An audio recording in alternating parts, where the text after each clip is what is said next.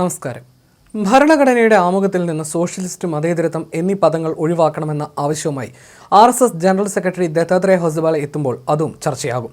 Socialist മതേതരത്വ ഭരണഘടന മാറ്റണമെന്ന ആവശ്യത്തിൽ BJPയും കേന്ദ്ര സർക്കാരും എടുക്കുന്ന നിലപാട് നിർണായകമാകും.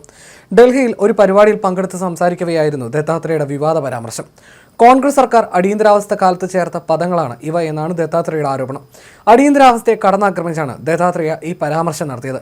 1975 ജൂൺ 25-നാണ് ഇന്ദിരാഗാന്ധിയുടെ നേതൃത്വത്തിലുള്ള കോൺഗ്രസ് സർക്കാർ രാജ്യത്ത് അടിയന്തരാവസ്ഥ പ്രഖ്യാപിച്ചത്. 17 മാസം നീണ്ട അടിയന്തരാവസ്ഥ 1977 മാർച്ച് 21-നാണ് അവസാനിച്ചത്. ഇന്ത്യയുടെ ചരിത്രത്തിലെ കറുത്ത അധ്യായമെന്നാണ് അടിയന്തരാവസ്ഥ കാലം അടയാളപ്പെടുത്തിയിട്ടുള്ളത്. രാജ്യത്തെ പൗരന്മാരുടെ എല്ലാ തരത്തിലുമുള്ള സ്വാതന്ത്ര്യവും ഹനിക്കപ്പെട്ട ദിനങ്ങളായിരുന്നു അവയെന്നും ദത്താത്രേയ അഭിപ്രായപ്പെട്ടു. കസേര ഉറപ്പിക്കാൻ വേണ്ടി മാത്രമാണ് ഇത് നടന്നതെന്നും അദ്ദേഹം പറഞ്ഞു. നിർബന്ധിത വന്ധ്യവൽക്കരണം അടക്കമുള്ള ക്രൂരകൃത്യങ്ങളാണ് അടിയന്തരാവസ്ഥ കാലത്ത് കോൺഗ്രസ് സർക്കാർ നടപ്പിലാക്കിയത്. ആയിരക്കണക്കിന് ജനങ്ങൾ ജയിലിൽ അടയ്ക്കപ്പെട്ടു. ക്രൂരമായ പീഡനങ്ങൾക്ക് ഇരയാക്കപ്പെട്ടു. കോടതിയുടെയും മാധ്യമങ്ങളുടെയും സ്വാതന്ത്ര്യം ഹനിക്കപ്പെട്ടു. ദത്താത്രേയ ചൂണ്ടിക്കാട്ടി. ഈ കാലത്താണ് ഭരണഘടനയുടെ ആമുഖത്തിൽ സോഷ്യലിസം, മതേതരത്വം എന്നീ വാക്കുകൾ കോൺഗ്രസ് ഉൾപ്പെടുത്തിയത്. അംബേദ്കർ തയ്യാറാക്കിയ ഭരണഘടനയിൽ ആ പദങ്ങൾ ഇല്ലായിരുന്നു. അതുകൊണ്ട് തന്നെ അടിയന്തരാവസ്ഥ കാലത്തിന്റെ 50-ാം വാർഷികം തികയുന്ന ഈ സമയത്ത് കോൺഗ്രസ് നേതൃത്വം രാജ്യത്തെ ജനങ്ങളോട് മാപ്പ് പറയണമെന്ന് ദത്താത്രേയ ആവശ്യപ്പെട്ടു. ഇതിനൊപ്പം കേന്ദ്ര സർക്കാരിന് മുന്നിൽ പുതിയ ആവശ്യം മുമ്പോട്ട് വെക്കുകയാണ്.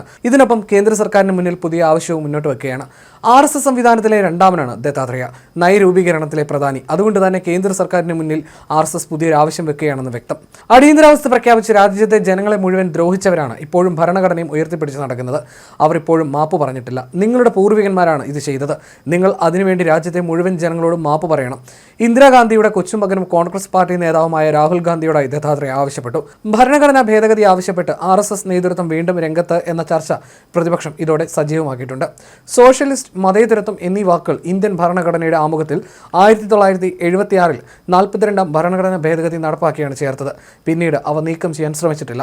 അംബേദ്കർ തയ്യാറാക്കിയ ഭരണഘടനയിൽ ആ പദങ്ങൾ ഇല്ലായിരുന്നു. രണ്ട് വാക്കുകളും എടുത്തു കളയണം. ദത്താത്രേയ പറഞ്ഞതിൽ ഇതാണ് തെളിയുന്നതെന്ന് പ്രതിപക്ഷം പറയുന്നു. അടിയന്തരാവസ്ഥയുടെ 50-ാം വാർഷികം തികയുന്ന ഈ സമയത്ത് കോൺഗ്രസ് നേതൃത്വം രാജ്യത്തെ ജനങ്ങളോട് മാപ്പ് പറയണമെന്നും ദത്താത്രേയ ആവശ്യപ്പെട്ടിട്ടുണ്ട്. 21 മാസം നീണ്ട അടിയന്തരാവസ്ഥ 1977 മാർച്ച് 21-നാണ് അവസാനിച്ചത്. ഇന്ത്യയുടെ ചരിത്രത്തിലെ കറുത്ത അധ്യായമെന്നാണ് അടിയന്തരാവസ്ഥ കാലം അടയാളപ്പെടുത്തിയിട്ടുള്ളത്. രാജ്യത്തെ പൗരന്മാരുടെ എല്ലാ തരത്തിലുള്ള സ്വാതന്ത്ര്യവും ഹനിക്കപ്പെട്ട ദിനങ്ങളായിരുന്നു. കോടതിയുടെ മാധ്യമങ്ങളുടെ സ്വാതന്ത്ര്യം ഹനിക്കപ്പെട്ടെന്നും ദത്താത്രേയ പറഞ്ഞു.